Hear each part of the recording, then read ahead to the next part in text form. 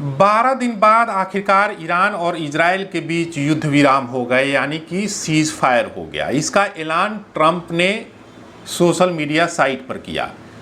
इसके बाद भी ईरान ने इजराइल के शहर तेल अवीव पर मिसाइल से हमले किए और उसके बाद उसने सीज फायर का ऐलान कर दिया।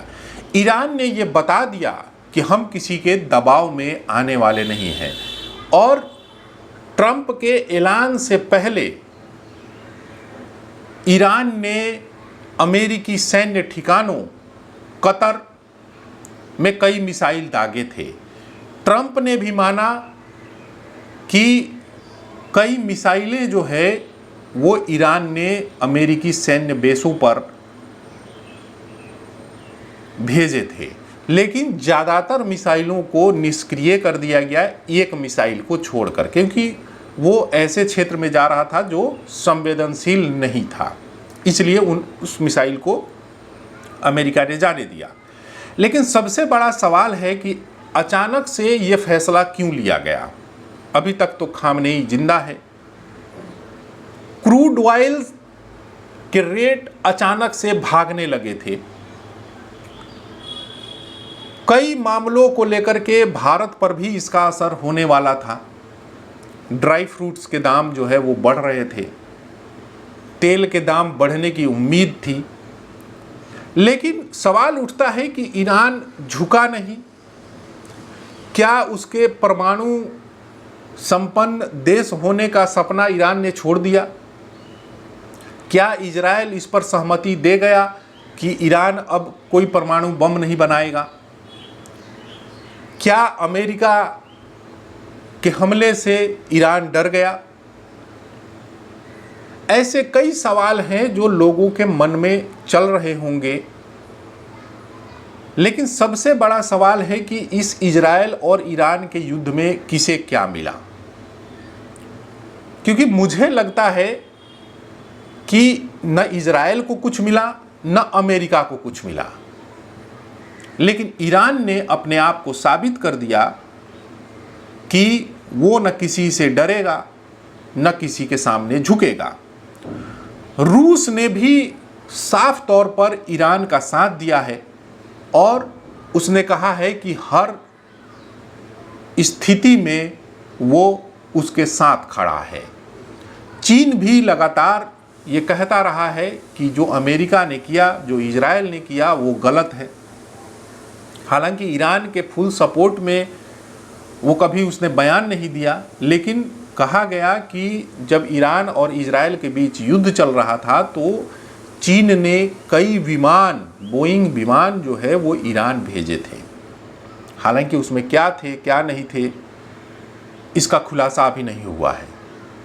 लेकिन ईरान और इजराइल का 12 दिन चला युद्ध खत्म हो गया। ट्रंप का दावा था कि ये युद्ध लंबा चल सकता है।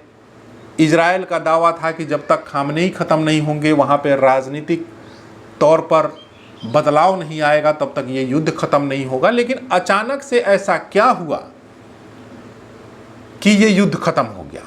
अमेरिका ईरान के 3 सैन्य परमाणु संयंत्रों पर हमला करता है B-2 बॉम्बर से और कहता है कि उसके तीनों परमाणु संयंत्र ख़त्म कर दिए।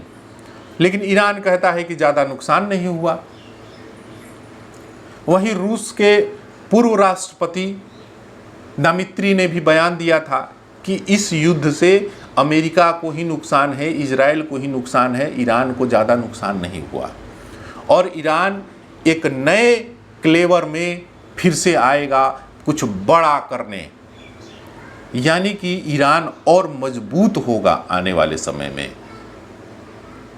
तो आखिर इसमें फायदा किसका हुआ? आखिर इसमें नुकसान किसका हुआ? इसका आकलन जो है किया जा रहा है। भले ही ईरान पर इजराइल ने हमले किए जिसमें 800 से ज़्यादा लोगों की मौत हुई, लेकिन सबसे बड़ा सवाल है कि आखिर इजराइल की वो जो मंशा थी वो क्या पूरी हो गई कि ये सीज़ फायर का ऐलान कर दिया। क्या अमेरिका जो चाहता था वो हो पाया? ये कई सवाल हैं जो लोगों के मन में कौंध रहे हैं। लोग सोचने पर मजबूर हैं कि आखिर इससे फायदा किसको हुआ। ट्रंप हमेशा कहते रहे कि ये युद्ध लंबा चल सकता है, लेकिन अचानक से ऐसा क्या हो गया कि इस युद्ध में युद्ध विराम लग गया। नुकसान इजराइल को भी हुआ, नुकसान ईरान को भी हुआ, लेकिन एक बात तो तय है कि ईरान जो है न झुका था न झुका है, और एक नए तरीके से फिर से तैयारी के साथ ईरान आने वाले समय में इजराइल के सामने उन्हीं परेशानियों के साथ जो इजराइल समझता है, उन्हीं परेशानियों को लेकर के फिर से खड़ा होगा, और तब रोक पाना और मुश्किल हो जाएगा। क्योंकि अभी जो समय चल रहा था उसमें ईरान के समर्थन में कई देश आ गए थे। रूस जैसे बड़े देश भी ईरान के समर्थन में आ गए थे, जिसका डर जो है था कि वर्ल्ड वार 3 होगा, उसका डर जो है पूरी दुनिया को सता रहा था। हालांकि युद्ध विराम हो गया है, सीज फायर हो गया है। अब यही उम्मीद करते हैं कि सब शांति हो जाएगी। अभी तक आपने हमारे चैनल को सब्सक्राइब नहीं किया है तो कर लीजिए।